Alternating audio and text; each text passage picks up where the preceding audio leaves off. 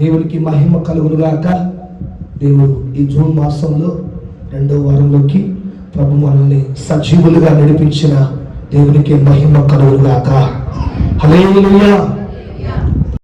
మరి దేవుడు అద్భుత రీతిగా యెరూషలేము పట్టణాన్ని ఎలాగా పితరులు నిర్మించారో మనం తేటగా విన్నాం. పితరులు వారు ఎలాగా నడిపించారో, ఎలాగా ఆ గుమ్మాలు నిలబెట్టారో మనం వినడం జరిగింది. గత 9 గుమ్మాల గురించి మనం విన్నాం. ఈ పూట ఆ మిగిలిన 3 కూడా చెప్పేసి ఈ యొక్క మరి యెరూషలేము గుమ్మముల గురించి మనం ముగించుకుందాం. గత వారం మనం తూర్పు గుమ్మం గురించి విన్నాం. తూర్పు గుమ్మం గురించి, ఈస్టర్న్ గేట్ గురించి విన్నాం. ఎలాగా ఆ యొక్క ఈస్టర్న్ గేట్ యొక్క ఆత్మీయ పాఠము మనం వినడం జరిగింది. ఈ పూట 10వ గుమ్మ గురించి 10, 11, 12 చెప్పి నేను క్లుప్తంగా చెప్పి త్వరగా ముగిస్తాను. చదువుదాం. నెహెమ్యా గ్రంథం 3వ అధ్యాయము 31వ వచనం.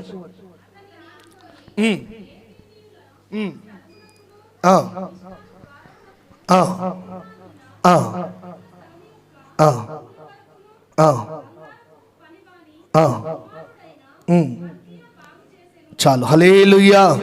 చేతులపై చెప్తాం గట్టిగా, హల్లెలూయా. ఇక్కడ మనకు మిప్కాదు ద్వారము అని కనబడుతుంది. మిప్కాదు అంటే ఇంగ్లీష్లో ఏముందంటే ఇన్స్పెక్షన్ గేట్ అంటారు.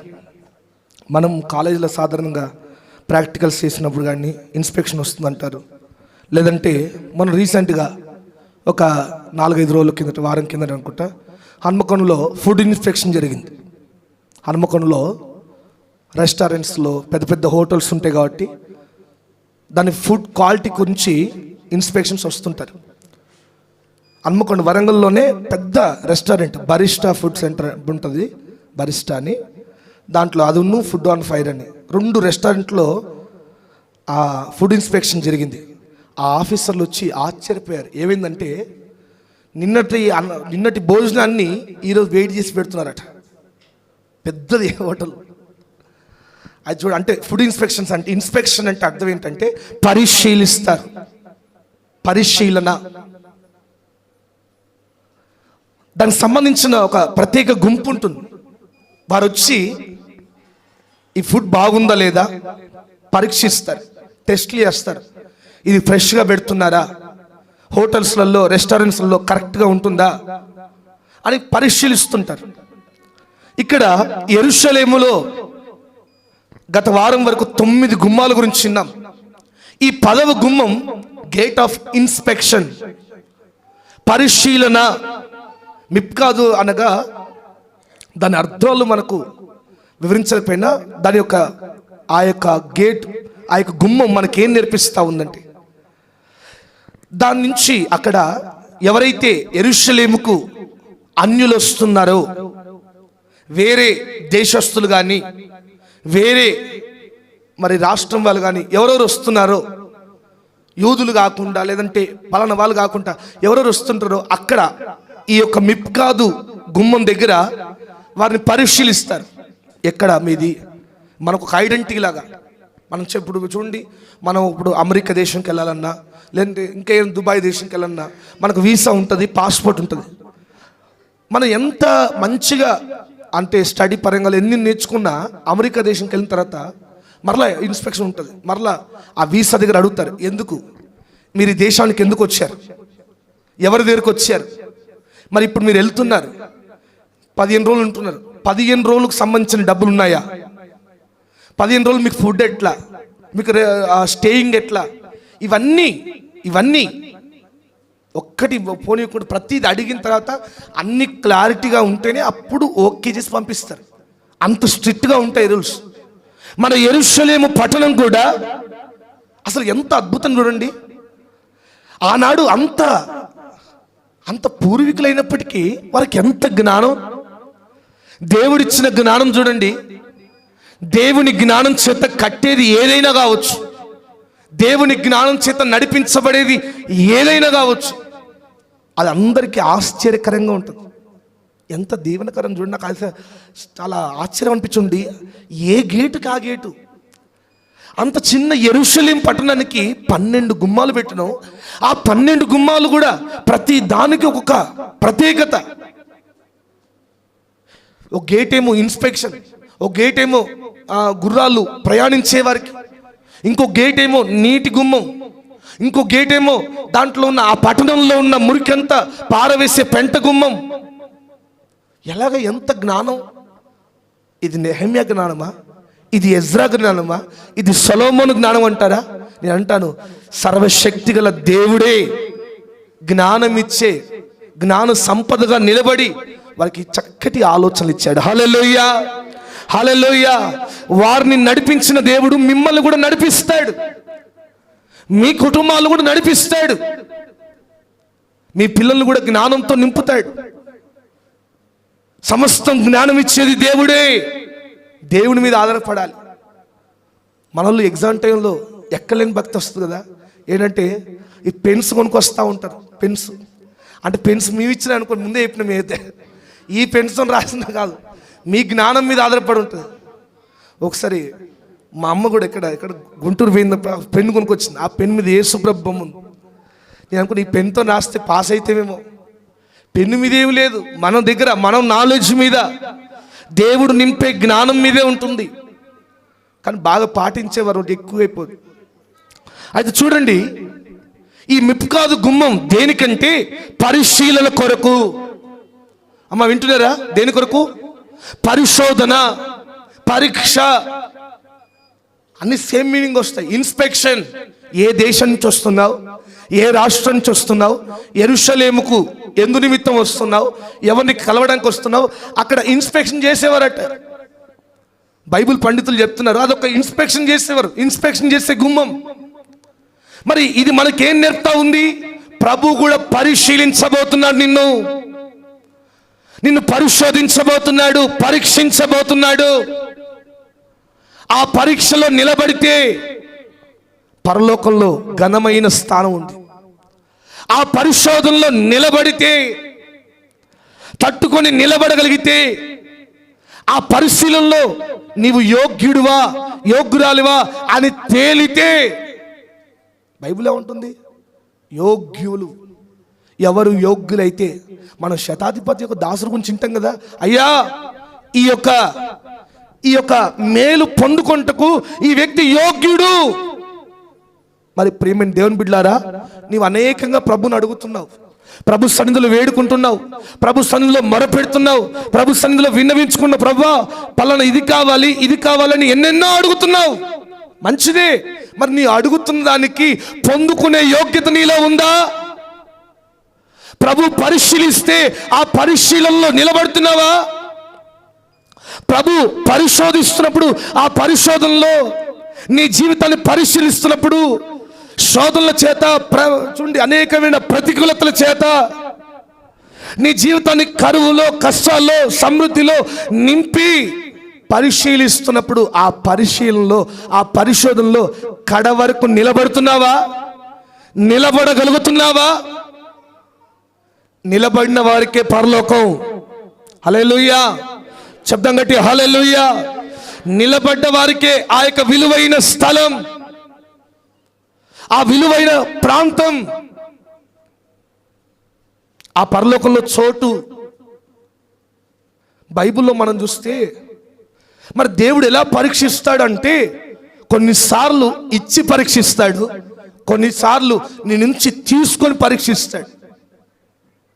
కొన్నిసార్లు ప్రభువే ఇస్తాడు, ప్రభువే నీ జీవితానికి ఇస్తాడు. ఎగ్జాంపుల్ మనం చూసుకుంటే, యోబు జీవితాన్ని చూస్తే సమస్తం ఇచ్చాడు. ఏది కొదవ లేకుండా, తన జీవితంలో ఏది తన జీవితంలో కొదవ లేదు. ప్రభు అన్నీ ఇచ్చాడు.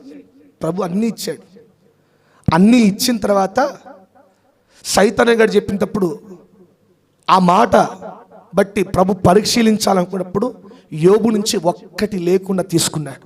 ఏంటి? ఆఖరికి ఆరోగ్యం కూడా. వింటున్నారా? ఆరోగ్యాన్ని కూడా ప్రభు తీసుకున్నాడు, అన్ని తీసుకున్నాడు. అప్పుడు చూస్తున్నాడు యోబు జీవితాన్ని. నిలబడతాడా? సైతాన్ గాడు అంటున్నాడు, నువ్వు అన్ని ఆ యోబుకు మాత్రం చర్చిలో ఎంతమంది ఉన్నారు కానీ అంతమందికి ఇస్తలేవు, కానీ ఆ యోబుకు మాత్రం, నమ్మకస్తుడని పలుకుతున్న యోబుకు మాత్రం, ప్రార్థన పరుడని పలుకుతున్న యోబుకు మాత్రం, నీతిమంతుడని చెప్తున్న యోబుకు మాత్రం, అన్నిట్లో నమ్మకంగా నిలబడిన యోబుకు మాత్రం, అయ్యా నువ్వు కంచేసావు కదా, పెద్ద ఫెన్సింగే వేసావు, ఏ శత్రువు రాకుండా, ఏ యొక్క చుండి సైతాన్ కానీ పన్నాగాలు పనిచేయకుండా, ఏ రోగం రాకుండా, ఏ అనారోగ్యం రాకుండా, ఏ ఒక్క కష్టం ఆ వ్యక్తి ఇంటిని తాకకుండా నువ్వే కంచేసావు కదా, ఆ కంచె తీస్తుడు. యోబు నీతిమంతుడో కాదు నీకే తెలుస్తుంది, యోబు నిన్ను తిడతాడు లేదు నీకే తెలుస్తుంది, యోబు భక్తి ఏంటిదో, యోబు విశ్వాసం ఏంటో నీకే తెలుస్తుందని సైతాన్ గారు చెప్తే, చూడండి దేవుడు కావాలనే, ఎందుకు తెలుసా? యోబు మీద ఉన్న నమ్మకం. హల్లెలూయా, చెప్పాలి గట్టి హల్లెలూయా. కొద్ది మందిని చూస్తే దేవునికి నమ్మకం పుట్టదా దగ్గర, ఎందుకంటే వాళ్ళు ఈ లోకంలోని నమ్మక ద్రోహులుగా ఉంటున్నారు, ఇక దేవునికే నమ్మకంగా ఉంటారు. కానీ యోబుని బట్టి అట్లా కాదు, దేవునికి పూర్తి నమ్మకం, ధైర్యంగా చెప్పుకోగలడు, యోబు నా కొరకు నిలబడతాడు, పలానా నింద పెడతాను, ఆ నిందలో యోబు నిలబడతాడు, పలానా అవమానం పెడతాను, ఆ అవమానంలో యోబు గట్టిగా నిలబడతాడు. యోబు నా కుమారుడు, విశ్వాస వీరుడైనే, ప్రార్థన పరుడైనే అని ప్రభువే సాక్ష్యం ఇచ్చి ప్రభువే పరిశీలన మొదలుపెట్టాడు. ఎంత పరిశీలన అంటే, సరే అన్ని తీసుకోవచ్చు, ఆఖరికి తన కడుపున పుట్టిన పిల్లల్ని కూడా, అందరూ ఒకటే రోజు చచ్చిపోతారు. మనం విన్నాం కదా, పాస్టర్ గారికి 2 కొడుకులు అయితే 2 కొడుకులు ఒకటేసారి చనిపోయారు. 8 మంది చనిపోయారు. ఆ 8 మందిలో 2 కూడా కాకినాడ దగ్గర వాళ్ళు ఈత కన్నా వెళ్ళి 2 చనిపోయారు. 2 అంత భయంకర, 2 డిగ్రీ చదువుతున్న పిల్లలు, ఎదిగిన పిల్లలు చదివితే ఆ తండ్రి ఎంత బాధ, ఎంత వేదన. అట్లాంటిది 10 మంది ఒకటేసారి చనిపోతే ఎంత భయంకర స్థితి. ఆ పరిశీలనలో ఏ వ్యక్తి నిలబడలేదని చెప్తాను నేనైతే, ఏ వ్యక్తి నిలబడలేడు ఈ లోకంలో. కానీ యోబు సజీవంగా దేవుని కొరకు సాక్షిగా నిలబడ్డాడు. చప్పట్లు కొడుతూ ప్రభు నామమున మహిమపరచండి గట్టిగా, హల్లెలూయా హల్లెలూయా. మనం పాట బాగా పాడతాం కదా, పరిశోధించి తెలుసుకున్నావు, చుట్టూ నన్ను ఆవరించావు. దేవుడు పరిశోధించే టైం స్టార్ట్ అయింది. మరి నీవు ధైర్యంగా దేవుని సన్నిధిలో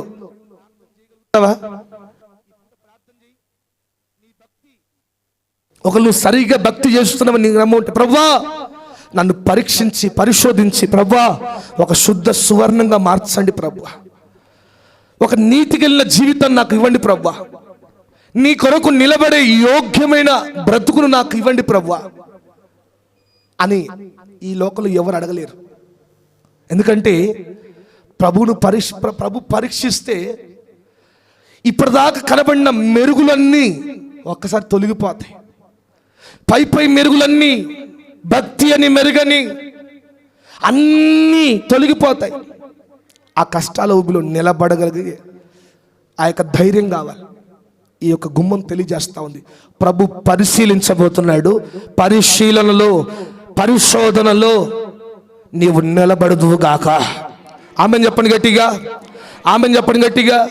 ఒకవేళ ఇంకా నువ్వు పరీక్ష కాలంలోనే ఉన్నావేమో, ఈ చెప్తున్న మాటలన్నీ నీకే వర్తిస్తున్నాయేమో, కలుగుతున్న అవమానాలు, కలుగుతున్న నిందలు ఏవి భయపడిన అవసరం లేదు. ప్రభు పరీక్షిస్తున్నాడు. శుద్ధ సువర్ణంగా కడిగిన ముత్యంలాగా దేవుడు నిత్యంగా నిన్ను ఖచ్చితంగా నీవు ఆ పరీక్షలో నువ్వు నిలబడదువుగాక. హల్లెలూయా హల్లెలూయా. చూడండి, నీతిమంతుడు ఎప్పుడు భయపడడు. బైబిల్ అంటుంది కదలకై ఉంటాడు. 10,000 మంది తన ప్రక్కన పడిపోయినా అపాయం తన దగ్గర రాదు. తనంతగా నీతిగా బ్రతుకుతున్నాడు. మరి ప్రియమైన దేవుని బిడ్డలారా, ప్రభు పరిశీలించబోతున్నాడు. కొన్ని ఇచ్చి పరిశీలిస్తాడు, కొన్ని తీసుకొని పరిశీలిస్తాడు. మరి నీ జీవితంలో ఏ పరీక్షలో ఉన్నావేమో కొన్ని ఇవ్వడం అంటే ఏంటి? ఒకప్పుడు నీ జీవితంలో ఏమీ లేదు, దేవుడు ఒక్కొక్కటిగా అన్ని నీకు సమకూర్చాడు. సమకూర్చిన తర్వాత నీ ప్రవర్తన ఎలా ఉంది? ఒకప్పుడు లేనప్పుడు బాగానే మందిరానికి వచ్చావు, బాగానే మోకరించావు, బాగానే ఏడ్చావు, అయ్యా అని ఏడ్చావు. ప్రతి సేవకుడిని వచ్చినప్పుడల్లా అయ్యా ప్రార్థన చేయని ఏడ్చావు. ఇప్పుడు ఒక్కొక్కటిగా అన్ని ప్రభు నీ అకౌంట్లో వేస్తున్నాడు. అన్ని ప్రభు నీ జీవితంలో పంపిస్తూ ఉన్నాడు. నీకు కలుగుతున్న మేళ్ళన్నీ ప్రభు పరీక్షలో భాగమే, అన్నీ ఇస్తున్నాడు నీకు సమస్తం. ఒకప్పుడు ఇల్లు లేక బాధపడ్డావు, చక్కటి ఇల్లు ఇచ్చాడు. ఒకప్పుడు వాహనాలు లేకుండా బాధపడ్డావు, వాహనాలు ఇచ్చాడు. ఒకప్పుడు సంతానం లేకుండా బాధపడ్డావు, సంతానం ఇచ్చాడు. ఒకప్పుడు ఉద్యోగం లేకుండా బాధపడ్డావు, ఉద్యోగం ఇచ్చాడు. ఆరోగ్యం లేకుండా బాధపడ్డావు, ఆరోగ్యం ఇచ్చాడు. అన్ని ఇచ్చిన తర్వాత నీ జీవితం ఎలా ఉంది? దేవునికి నచ్చిన జీవితం నీలో ఉందా? దేవునికి తగినట్టుగా నీ బ్రతుకుందా? దేవుణ్ణి మెప్పించే మాట దగ్గర ఉందా? దేవుణ్ణి మహిమపరిచే ప్రవర్తన అనేది? అన్ని వచ్చిన తర్వాత లేనప్పుడు ఎవరైనా ఉంటారు, లేనప్పుడు అందరూ ఉంటారు. లేనప్పుడు ఏం బాధ? లేనప్పుడు లేక బాధ. అయ్యో ప్రభు నాకు ఏది లేదు, నా జీవితంలో ఏది లేదు, ఏడ్చాం. అన్ని చూశాడు, అన్ని ఇస్తున్నాడు. ఇచ్చిన దాంట్లో నమ్మకంగా నిలబడి నీకు ఇచ్చిన స్థానాన్ని నమ్మకంగా కాపాడుకుంటూ దేవుని మహిమపరుస్తూ ఉన్నావా? అలా ఉన్నట్లయితే తప్పకుండా నీ ఉన్నదానికంటే ఘనమైన స్థానాన్ని ప్రభు నీకు ఇచ్చునుగాక. ఘనమైన స్థానాలు ప్రభు నీకు అనుగ్రహించునుగాక. హల్లెలూయా. చేతులపైకి చెప్తాను గట్టిగా హల్లెలూయా. అలా కాకుండా దేవునికి విరుద్ధమైన జీవితం నీలోకి వచ్చిందనుకోండి, దేవుణ్ణి ఒకప్పుడు దాకా దేవుని మహిమపరిచేటట్టుగా మాట్లాడిన వ్యక్తివి నీవు ఇప్పుడు దేవునికి విరుద్ధంగా మాట్లాడేవా? ఒకప్పుడు దాకా ఏమీ లేక బాధపడిన నీవు ఇప్పుడు అన్ని వచ్చిన తర్వాత నీ స్థాయి మారిపోయిన తర్వాత ఇక దేవుని మందిరానికి దూరం అయిపోయావు అనుకోండి, అప్పుడు సెకండ్ పరీక్షలోకి వస్తాడు. ఇక అప్పుడు ఎవరు నిలబడతారో దేవునికి తెలుసు. ఎందుకంటే మందిరంలో ఉన్నట్టుగా ఉండదు. బైబిల్లో చూస్తే ఒక ఇద్దరు భక్తిపరులు, ఇద్దరు భార్య భర్తలు మందిరానికి వస్తారు. ఇద్దరు భార్య భర్తలు. ఆ ఇద్దరు పేరేం పేరంటే చెప్పండి ఎవరైనా? భార్య భర్తలు. ఆ ఇద్దరు భార్య భర్తల పేరేం పేరు? అనన్య సఫీరా. అబ్బా కరెక్ట్గా అంటే వాక్యం కరెక్ట్గా అందింది వాళ్ళకి. చూడండి, అకుల ప్రిస్కిలా చెప్తారేమో అనుకున్నాను. అకుల ప్రిస్కిలా వాళ్ళు బెస్ట్ స్టేజ్లో ఉన్నారు. అనన్య సఫీరా ఇద్దరు మందిరానికి వచ్చి నమ్మకమైన భార్య భర్తలు. ఈ భార్య భర్త ఇద్దరు నమ్మకం ప్రార్థన చేసేవారు, నమ్మకంగా అన్నిట్లో నమ్మకమైన జీవితాన్ని కలిగి ఉన్నారు. ఆ కాలం ఎట్లాంటిదంటే విశ్వాసులు ఏం చేస్తారంటే వారి స్థిర ఆస్తులు అమ్మి వచ్చి సేవకుల పాదాల దగ్గర పెడితే సేవకుడు ఏం చేస్తామంటే దాన్ని సమభాగాలుగా ఎంతమంది ఉన్నారు? 20 మంది ఉంటే 20 భాగాలు వంచి ఆ దాని ద్వారా ఎన్ని రోజులు గడపగలుగుతామో, ఎన్ని రోజులు భోజనం చేయగలుగుతామో, ఎన్ని రోజులు మన జీవితాన్ని సాగించుకోగలుగుతామో అన్ని రోజులు సాగించేవారు. అందరు టైం అయిపోయింది, అందరు ఇస్తుంటే తింటున్నారు, మంచిగా బాగానే ఉంది. తర్వాత చివరి దివీల్లోకి వచ్చింది, అనన్య సఫీరా కాలం వచ్చింది. ఈయన అనుకున్నాడు, నా దగ్గర ఏముంది? నా దగ్గర ఏం లేదు, ఆ పాడుబడ్డ పొలం ఒకటి ఉంది. ఆ పొలం ఎవడు కొంటాడు? ఎవడు కొనడు? చెప్దాం, మాట అయితే ఇద్దాం. అయ్యా పొలం అమ్ముడిపోతే చేతుల పైకి తందరు ఇట్లా అన్నాడట. అయ్యా ఒక్కగానొక్క పొలం దేవుడు నాకు ఇచ్చాడయ్యా, ఆ పొలం అమ్మితే దాంట్లో ఒక్క భాగం నాకు వద్దయ్యా, మొత్తం మందిరానికే ఇస్తానట. మొత్తం మందిరానికి ఇస్తాను ఒప్పుకున్నాడు. ఏమనుకున్నాడు? తన ధైర్యం ఏంటి?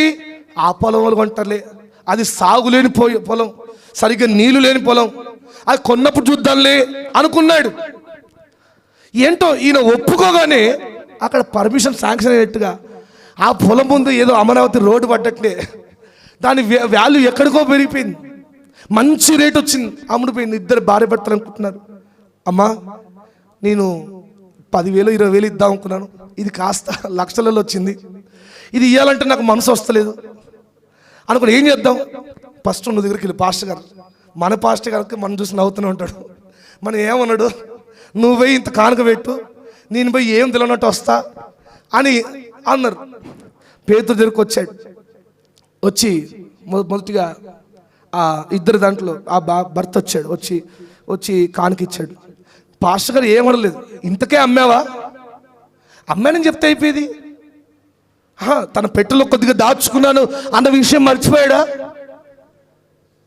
ఇది కూడా ప్రభు పరిశీలనే. ఏంటి? ఒప్పుకో, ముందు వరకు నీ జీవితంలో ఏది లేదు. నువ్వు ఒప్పుకున్న తర్వాత అన్నీ దానికి పొలానికి రేట్ వచ్చింది, అన్నీ వచ్చేసినాయి. అప్పుడు ఇయ్యాలంటే మనసు రాదు, అప్పుడు ముందు రాదు. ఇంతకే అమ్మావా అంతే, ఒక్కటే మాటతో పడిపోయాడు అంతే. తర్వాత భార్య వచ్చింది. భార్య ఇద్దరు సమాధులు ఒక దగ్గరే, సమాధి ఖర్చులు మిగిలిన వాళ్ళకు. హల్లెలూయా. పరిశీలనలో నిలబడు, పరిశీలనలో నిలబడు, నమ్మకంగా నిలబడు, కడ వరకు నిలబడు. ఎన్ని కష్టాలు కడెత్తి వచ్చినా ఇచ్చిన మాట మీదే కడ వరకు దేవుని కొరకు నిలబడు, నాటబడు. దేవుడు అన్నిటిని చూసి ఒకటేసారి నీ ఘనతను 1000 రెట్లుగా పెంచబోతున్నాడు. హల్లెలూయా, హల్లెలూయా. యోబు లాంటి జీవితాలు కావాలి, యోబు లాంటి భక్తి కావాలని ప్రభు చూస్తున్నాడు. యోబు లాంటి ధైర్యవంతులు, యోబు లాంటి భక్తి పరులు, యోబు లాంటి పరిశోధించినా కూడా, తేరి చూసినా కూడా, ఎన్ని కష్టాలు పెట్టినా కూడా దేవుని కొరకు కడ వరకు నిలబడేవారు. ప్రియమైన దేవుని బిడ్డలారా, అటువంటి వారు మన సంఘంలో ఉన్నారా? నీవు ఉన్నట్లయితే ఇప్పుడే ధైర్యంగా ఉండు. ప్రభు పరీక్షిస్తున్నాడు, పరిశోధిస్తున్నాడు. విజయవంతంగా నీ జీవితాన్ని ముందడుగు వేసేటట్టుగా ప్రభు నీకు సహాయం చేయునుగాక, ప్రభు నీకు తోడ్పాటు చేయునుగాక. నీ జీవితాన్ని ఉన్నతమైన స్థితిగతుల మధ్య ప్రభు నడిపించునుగాక. ఎక్కడ నడిచినా ప్రభు పరీక్షిస్తాడు కనుక కడ వరకు నమ్మకంతో ప్రభు కొరకు నిలబడుదువుగాక. రెండవదిగా ఈ 10వ గుమ్మం, మిప్కాదు గుమ్మం ఏం తెలియజేస్తా ఉంది? దేవుడు పరిశీలించబోతున్నాడు. 11వ గుమ్మం, నిజానికి 10 గుమ్మాలే అనుకుంటారు చాలామంది, ఇంకా 2 గుమ్మాలు ఉన్నాయి. చదవండి 7వ అధ్యాయము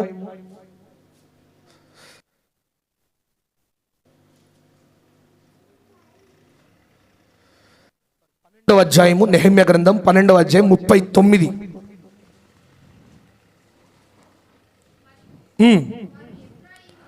ఎఫ్రాయిము గుమ్మము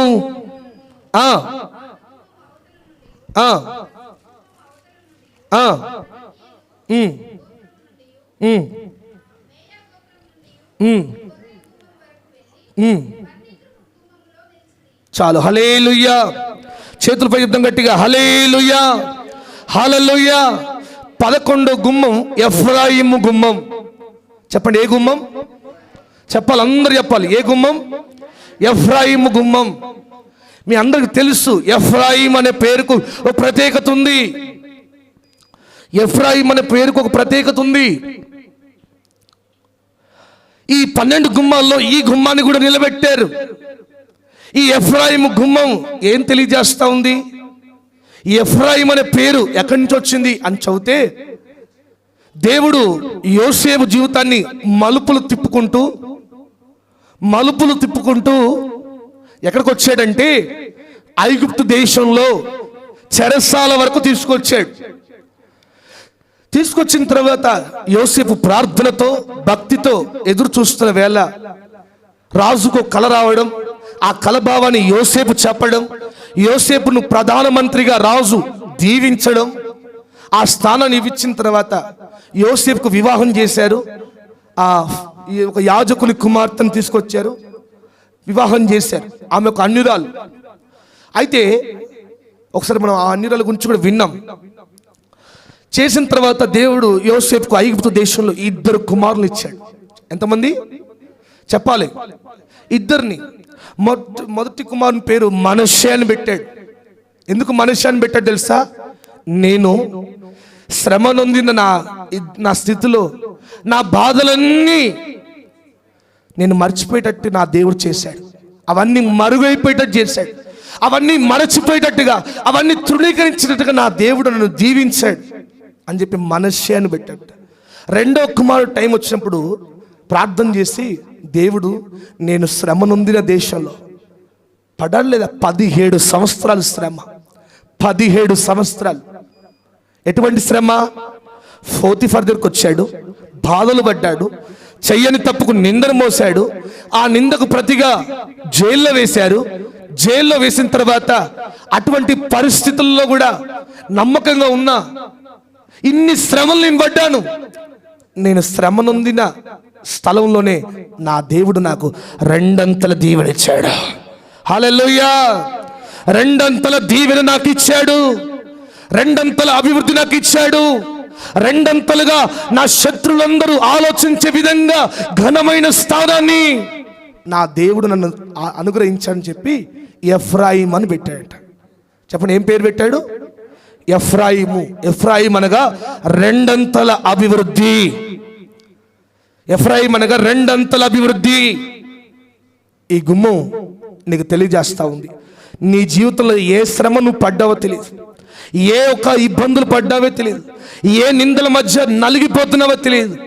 ఈ యొక్క జూన్ నెల ప్రభు నీతో మాట్లాడుతున్నాడు. ఈ ఎఫ్రాయిం గుమ్మము నీకు సూచిస్తా ఉంది, నీ జీవితంలో కలిగిన శ్రమలన్నీ దేవుడు ప్రక్కన పెట్టబోతున్నాడు.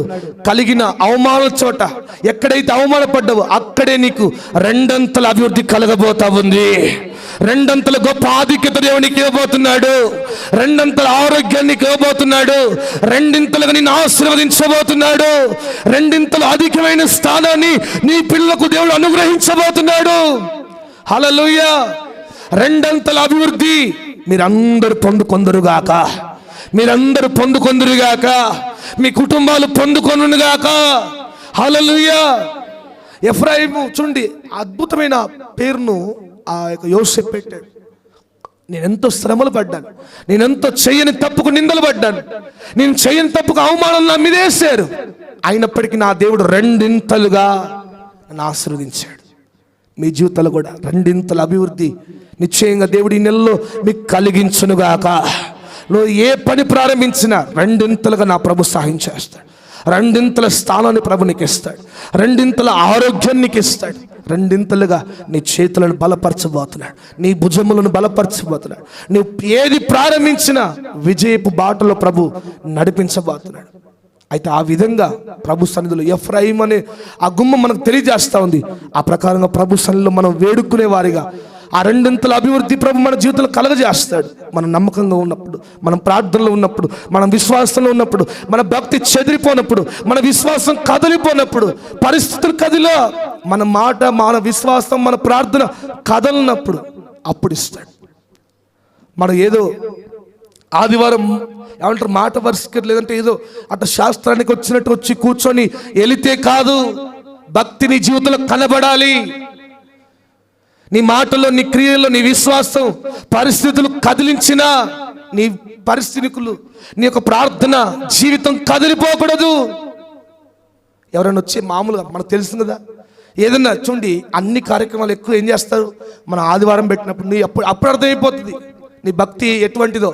నువ్వేం చెప్పాలి, అయ్యా ఆదివారం మేము మందిరంకి వెళ్తాం అయ్యా అని చెప్పాల్సి, నువ్వు ఏమైతే తీయ్యా ఒక్క పూటే కదా, నువ్వు రాయి ఏం కాదు చేద్దాం తీ అన్నప్పుడు అప్పుడే అర్థమైపోతుంది పరిస్థితులు కదిలిస్తే నువ్వు కదిలిపోయే వ్యక్తివని. కదలకుండా దేవుని కొరకు నిలబడ్డప్పుడు రెండంతల అభివృద్ధి వస్తుంది.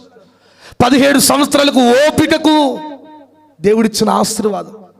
17 సంవత్సరాలు తల్లికి దూరంగా ఉన్న, తండ్రికి దూరంగా ఉన్న, అన్నదమ్ములకు దూరంగా ఉన్న దేవుడికి దగ్గరగా ఉన్నాడు. హల్లెలూయా! శబ్దం గట్టి హల్లెలూయా! ఎవరికి దగ్గరగా ఉన్నాడు? దేవునికి దగ్గరగా ఉన్నాడు. నీ తల్లి దూరం అయిపోయినా, తండ్రి దూరం అయిపోయినా, కుటుంబం దూరం అయిపోయినా, అందరికీ దూరంగా ఉన్నా పర్లేదు, కానీ దేవునికి దూరమైన జీవితాన్ని జీవించద్దు. మీ పిల్లలు హైదరాబాద్లో ఉన్నా, ఇంకెక్కడ ఏ పట్టణంలో ఉన్నా, ఎక్కడున్నా మందిరానికి దగ్గరగా, ప్రార్థనకు దగ్గరగా, దేవునికి దగ్గరగా సహవాసం నీ జీవితం ఉండాలని నువ్వు చెప్పాలి నీ పిల్లలకు. ఏమైతే బిడ్డ, వద్దులే బిడ్డ, ఒక్క పూట బల తీసుకోకపోతే ఏమవుతుంది, వచ్చే నెల తీసుకోవచ్చులే అన్నావంటే అప్పుడే అర్థమైపోతుంది. ప్రభు అంటాడు అప్పుడే మీ యొక్క భక్తి అర్థమైపోతుంది. అలా ఉండకూడదు. 17 సంవత్సరాల ఓపిక, 17 సంవత్సరాల నిరీక్షణ, ప్రభు ఎలాగైనా నాకు అన్యాయం చేయడు అన్న నమ్మకం యోసేపును రెండింతలుగా అభివృద్ధిలోకి నడిపించు. ప్రియమైన దేవుని బిడ్డలారా, అటువంటి జీవితాన్ని మనం కూడా జీవించి రెండంతల అభివృద్ధిని పొందుకొందుముగాక. ఆమేన్ చెప్పండి గట్టిగా. హల్లెలూయా. మూడో గుమ్మం, 12వ గుమ్మం చెప్పిన ముగించేస్తాను. చదవండి, అదే 39.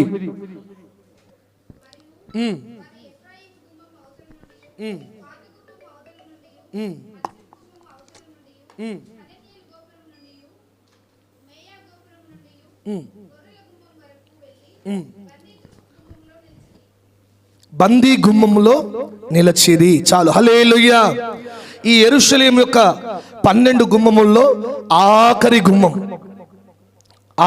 గుమ్మం, చిట్ట చివరి గుమ్మం బందీ గుమ్మం, బందీ గృహం. అంటే దాని అర్థం ఏంటంటే చెరసాల్లో వేసేవారు. యెరూషలేముకు ఒక ప్లానింగ్, ఒక స్ట్రక్చర్ ప్రభువే ఇచ్చాడు. ఎంత అద్భుతమైన ప్లాన్! ఈ లోకంలో ఏ వ్యక్తిని ఇవ్వగలడా? ఎంత ఇంజనీర్కైనా ఆలోచింప తగిన విషయంగా అద్భుతం అనిపించింది. చూడండి, ఏ కేటగిరీకి ఆ కేటగిరీగా, ఏ పనులను బట్టి ఆ పనులు చేసుకునే విధంగా ఈ చివరిగా ఆఖరి గుమ్మం బందీ గృహంలో ఉన్న గుమ్మం. ఇది చెరసాలకు నేరుగా ఉన్న గుమ్మం. ఎవరైతే బందీ చేయబడుతున్నారో వారిని తీసుకెళ్లే గుమ్మం ఇది. ఇంకొక మాట కూడా ఉంది, గేట్ ఆఫ్ గాడ్స్ అని. అంటే సెక్యూరిటీ గార్డులు అంటారు చూడండి, అట్లా ఆ యొక్క వ్యక్తులు అక్కడ నిలిచి కావలి కాస్తున్న గుమ్మం అది. దీని ద్వారా 2 విషయాలు మనకు తెలియజేస్తూ ఉన్నాడు. ఇప్పుడు మనం విన్నట్టుగా మిప్కాదు గుమ్మం దేవుడు పరిశీలించబోతున్నాడు, పరిశోధించబోతున్నాడు, దాంట్లో నమ్మకంగా నిలబడు అని తెలియజేస్తూ ఉంది. ఈ యొక్క ఎఫ్రాయిము గుమ్మం మన భక్తి జీవితానికి దేవుడు 2 అభివృద్ధిని కలుగ చేయబోతున్నాడు అని చెప్తా ఉంది. ఈ బందీ గుమ్మం, బందీ గృహంలోని గుమ్మం ఏం తెలియజేస్తా ఉందంటే, బందీ చేయబడిన స్థితి నుంచి నువ్వు విడిపించబడాలి. నీవు ఏ స్థితిలో బందీగా ఉన్నావు? మనం చూస్తాం గెరాసీము ప్రాంతంలో ఈ యేసు ప్రభు వారు అడుగు పెట్టినప్పుడు ఒక వ్యక్తి చూడండి ఎంత భయంకరమైన స్థితిలో ఉన్నాడంటే, బట్టలు లేని స్థితిలో, వస్త్రాలు లేకుండా ఆ వ్యక్తిని చూడండి ఆ యొక్క దెయ్యపు శక్తుల చేత అతన్ని పీడిస్తూ మిగతా వారు డబ్బులు వసూలు చేసుకుంటున్న క్రమంలో యేసు ప్రభు అడుగుపెట్టిన తర్వాత వాడు బందీగా ఉన్న ఆ స్థితి నుంచి, పాపపు బంధకాల నుంచి, ఆ శాపం వెంటాడుతున్న ఆ బంధకాల నుంచి, ఆ దయ్యపు బంధకాల నుంచి ప్రభు వాడిని విడిపించి రక్షించి, మనం చూస్తే యేసు ప్రభుతో పాటు ఆ ప్రార్థనలో తాను కూడా చక్కగా వస్త్రాలు ధరించి కూర్చున్నాడని ఉంటుంది. అది మనం ఎప్పుడైనా చదువుదాం. అంటే ఈ యొక్క బందీ గుమ్మం ఏం తెలియజేస్తా ఉందంటే, నీవు దేనికి బందీ అయిపోయావు? కొన్ని కుటుంబాలు త్రాగుడు బంధకాల్లో ఉన్నాయి. భార్యలు మందిరానికి వస్తూ ఉన్నారు కానీ భర్తలు మాత్రం ఇంకా ఆ త్రాగుడు బంధకాల్లో ఉన్నారు. ఇంకొద్దిమంది మందిరానికి వస్తూ కూడా చాటున తాగేవారు, సిగరెట్ తాగేవారు, చూడండి ఆ యొక్క మద్యం కానీ మత్తులో ఉండేవారు. ఏ బంధకాల్లో ఉన్నావు? ఈ పూట దేవుని వాక్కు బంధకాల నుంచి విడిపించ శక్తి కలిగినది. నీ పాపపు బంధకాల నుంచి, నీ శాపపు బంధకాల నుంచి విడిపించగల శక్తి కలిగినది. శక్తిగల దేవుని ఆశ్రయిస్తే నిశ్చయముగా నువ్వు పడి ఉంటున్న ఆ బంధకాలు ఈ పూట తెంపబడతాయి. హల్లెలూయా, హల్లెలూయా. దేవుని వాక్కు బంధకాల్లో ఉన్న వ్యక్తిని కూడా విడిపించే శక్తి కలిగినది. కొద్దిమంది ఏ బంధకాలు లేవు అని చెప్పి అప్పుల బంధకాల్లో మునిగిపోతారు. అవసరానికి మించిన అప్పులు, స్తోమతకు మించిన అప్పులు చేసి, ఇంకొద్దిమంది చూడండి మనం చూస్తాం గేమ్స్ ఆడి అదేదో బెట్టింగ్ యాప్లలో పెట్టి ఎన్నో లక్షలు కోల్పోయి చనిపోయిన వారు చాలా మంది ఉన్నారు. మన పేపర్లలో రోజు చూస్తూ ఉంటాం. ప్రేమ దేవుని బిడ్డలారా, ఏ బంధకాల్లో ఉన్నా దేవుని మందిరానికి వస్తున్న నీవు దేవుని వాక్కు నిన్ను విడిపిస్తుందని నమ్ము. దేవుని వాక్కు నువ్వు ఉన్న ఆ బంధకాల నుంచి నేను విడిపించగల శక్తి కలిగినది. ఆ వాక్కును ఆశ్రయించగలిగితే, ఆ మందిరాన్ని ఆశ్రయించగలిగితే, ప్రార్థనను ఆశ్రయించగలిగితే, విడిపించగల శక్తి గల దేవుణ్ణి ఆశ్రయించిన రోజు నీ బంధకాలు అవంతటవే విడిపోతాయి. అది ఏ బంధకాలైనా. చూడండి, పేతురు ఒక బంధకంలో ఉన్నాడు. ఏంటి? పిరికితనం అనే బంధకం. చూడండి, ధైర్యంగా నిలబడలేకపోవడం, ధైర్యంగా నిలిచి దేవుని కొరకు మాట్లాడలేకపోవడం, ఆ బంధకాల్లో పేతురు మగ్గిపోతా ఉన్నాడు, ఎటు రాలేకపోతా ఉన్నాడు. యేసు ప్రభుత్వం 3.5 సంవత్సరాల సహవాసం కూడా తాన్ని ఆ బంధకాల నుంచి విడిపించలేకపోయింది. ఒక మాట ఎవరు అనగానే భయపడిపోయాడు. అటువంటి బందీగా ఉన్న పేతురు, ఆ యొక్క ధైర్యం లేని పేతురు, దాస్యపు ఆత్మతో నింపబడిన పేతురు ఎప్పుడైతే ఆ యొక్క 10 దినములు పెంతెకొస్తు పండుగ రోజు, ఈ పూట పెంతెకొస్తు దినం ప్రపంచమంతటా అంటే గుర్తించిన దినం ఇది. పెంతెకొస్తు పండుగ రోజు. ఎప్పుడైతే ఆ పెంతెకొస్తు పండుగ రోజు ఆ మేడగదిలో ఆ పరిశుద్ధులతో కలిసి సహవాసంలో ఉండి ప్రార్థనలో ఉన్నాడు, అప్పటిదాకా దాస్యపు ఆత్మతో పీడించబడిన పేతురు జీవితం ఒక్కసారిగా ధైర్యము నింపిన ఆత్మతో నింపబడింది. హల్లెలూయా, శబ్దం కట్టి హల్లెలూయా. అప్పటిగా వరకు ధైర్యంగా మాట్లాడలేని పేతురు ఎవరైతే సిలువ వేస్తారో వాళ్ళతోనే అంటున్నాడు, మీరు సిలువ వేసిన దేవుడు, మీరు సిలువ వేసిన యేసు మాకు ఒక నూతన శక్తిని ఇచ్చాడు, మాకు ఒక నూతన ఆత్మతో మమ్మల్ని నింపాడు. ఎంత ధైర్యం చూడండి. అప్పటిదాకా అయ్యా నువ్వు యేసు ప్రభుతో తిరిగావు కదా అంటే భయపడిపోయి అబద్ధాలాడిన పేతురు ఏకంగా వారితో అంటున్నాడు, మీరు సిలువ వేసిన యేసు, మేము ఆరాధిస్తున్న యేసు. ఎంత అద్భుతం చూడండి. అంత పరిశుద్ధాత్మ, దేవుని వాక్కు, దేవుని ఆశ్రయించిన వారందరూ అటువంటి ధైర్యంతో నింపబడతారు, ఆ బంధకాల నుంచి విడిపించబడతారు. యెరూషలేములో ఉన్న ఆ చివరి గుమ్మం తెలియజేస్తా ఉంది, నీవు బంధకాల నుంచి విడిపించబడాలి. ఈ ఉదయకాలం నువ్వు ఏ బంధకాల్లో ఉన్నా ఈ పూట విడిపించబడి దేవుని కొరకు ఒక నమ్మకమైన స్థితిగా నువ్వు నాటబడాలని, నిలబడాలని దేవుని వాక్యం సెలవిస్తూ ఉంది. ఆ ప్రకారంగా మనం కడవరకు నిలబడదుముగాక. ఏ బంధకాల్లో ఉన్నాయి ఈ ఉదయకాలం దేవుని పాదాలు పట్టుకో. ఈ యొక్క నెల మనకు చక్కటి వాగ్దానం ఇచ్చాడు. ఏ వాగ్దానం చెప్పండి? నువ్వు ఆ మాట నమ్మితే అద్భుతంగా ఏమిచ్చారు తెలుసా?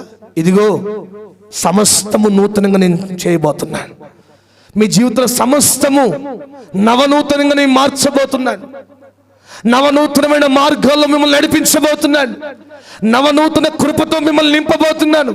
మీ జీవితంలో కలిగిన మరకలన్నీ, కలిగిన ఆ యొక్క మురికంతా తీసివేయబడి ఒక నూతనమైన స్థితిని నీకు ఇవ్వబోతున్నాను. సమస్తము ఏది లేకుండా సమస్తము నూతనంగా మార్చబోతున్నాడు. చక్కటి మాట ప్రభు మనకిచ్చారు. ఆ మాట నమ్మినట్లయితే మీ జీవితంలో ఏ బంధకాలున్నా ఈ నెల నువ్వు విడిపించబడి ఒక విడుదల పొందిన స్థితిలో దేవుడు నిన్ను దీవించునుగాక. విడుదల పొందిన స్థితిలో ప్రభు నిన్ను నడిపించునుగాక. నిన్ను, నీ పిల్లలను అప్పుల చేత, నీ కుటుంబం త్రాగుల చేత, పాపము చేత, శాపము చేత ఏ బంధకాలున్నా వాటిని విడిపించగల శక్తి గల దేవుని ఆశ్రయిద్దాం.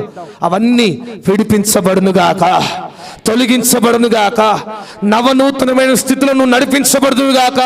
నీ జీవితంలో ప్రతిదీ నూతనంగా నా దేవుడు చేయునుగాక. దేవుడు అలాగా దీవించునుగాక. ప్రార్థన చేద్దాం. అందరూ మోకరిద్దాం. అందరూ మోకరించి మన జీవితాలను దేవుని చేతికి అప్పగిద్దాం. 2 చేతులు ఆకాశం వైపెత్తి, 2 చేతులు ఆకాశం వైపెత్తి ప్రభు చేతికి అప్పగించుకుందాం. ప్రభు నామాన్ని మహింపడదాం, ప్రభు నామాన్ని గణపడదాం, ప్రభుని వేడుకుందాం. ఇదిగో మిప్కాదు గుమ్మం తెలియజేస్తా ఉంది, ప్రభు పరిశీలించే కాలం సమీపిస్తా ఉంది. నిన్ను పరిశోధించబోతున్నాడు, నీ జీవితాన్ని పరిశోధించబోతున్నాడు. ఒకవేళ నీకు అన్ని ఇచ్చాడా, సమస్తం ప్రభు ఆశీర్వాదంతో నింపుతున్నాడా, చక్కగా సంతోషించి దేవుని సన్నిధిలో నమ్మకంగా బ్రతకండి. నమ్మకంగా భక్తి జీవితాన్ని కాపాడుకుంటూ, ప్రార్థన జీవితాన్ని కాపాడుకుంటూ, విశ్వాసాన్ని కాపాడుకుంటూ, ఆత్మీయతను కాపాడుకుంటూ దేవుని సన్నిధిలో నమ్మకంగా బ్రతుకు. ఆ పరిశీలనలో, ఆ పరిశోధనలో కడిగిన ముత్యం వల్లే ప్రభు నిన్ను దీవించబోతున్నాడు. ఒకవేళ ఇంకా నువ్వు పరీక్షలలో ఉన్నావా, యోబును పరీక్షించినట్టుగా నేను పరీక్షిస్తున్నాడా? ఆయన శోధించిన పిమ్మట సువర్ణంగా మారుస్తాడన్న మాటను మర్చిపోతున్నావా? ఇప్పుడు చిన్న ప్రార్థన చెయ్యి. ఎస్, నువ్వు చెయ్యని తప్పులు నీ మీదకి వస్తున్నాయి, అనని మాటలు నీ మీదకి వస్తా ఉన్నాయి, అవమానాలు నీ మీదకి వస్తా ఉన్నాయి. కలిగిన అవమానాలు, నిందలను బట్టి ధైర్యంగా ఉండు. ఇదిగో ధైర్యముతో నింపే ఆత్మ ప్రభు మనకి ఇచ్చాడు.